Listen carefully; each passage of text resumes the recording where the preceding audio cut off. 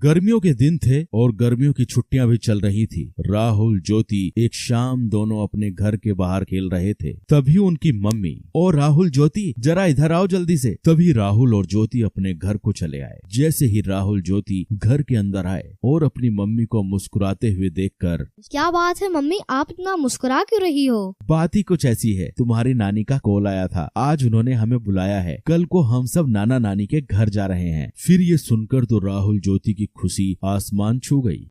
चलो पैकिंग शुरू कर देते हैं, नाना नानी के गांव चलते हैं और एंजॉय करते हैं।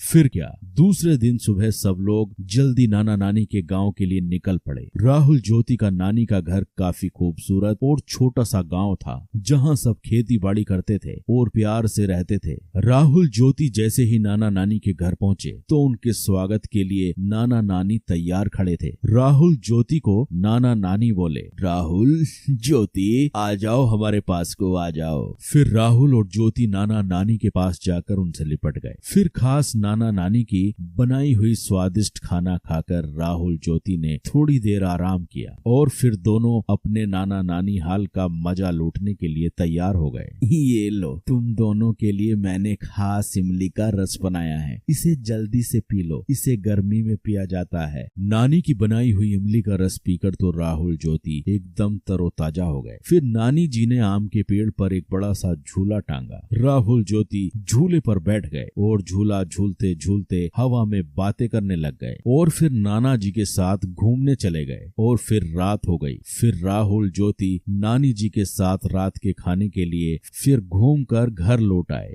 नानी जी, मैं आपके हाथों से खाऊंगा। नानी मुझे भी खिलाओ ना। ये सुनकर नानी जी हंसने लगी। ठीक है, मैं तुम दोनों को अपने हाथों से खिलाती हूँ। फिर क्या, राहुल ज्योति ने नानी के हाथ से पेट भरकर खाना खाया और खाना खाने के बाद सब लोग सोने की तैयारी करने लगे। और फिर राहुल ज्योति को गर्मी महसूस होने लगी। नानी जी, घर के अंदर कितनी गर्मी महसूस हो रही है, पंखा भी गर्म हवा फेंक रहा है, आपके घर में एसी भी नहीं है। हमें तो एसी की आदत है, अब तो हमें रात भर नींद नहीं आएगी। यह सुनकर नाना नानी के साथ सब लोग हंसने लगे। यह देखकर राहुल और ज्योति ज्यादा कंफ्यूज हो गए।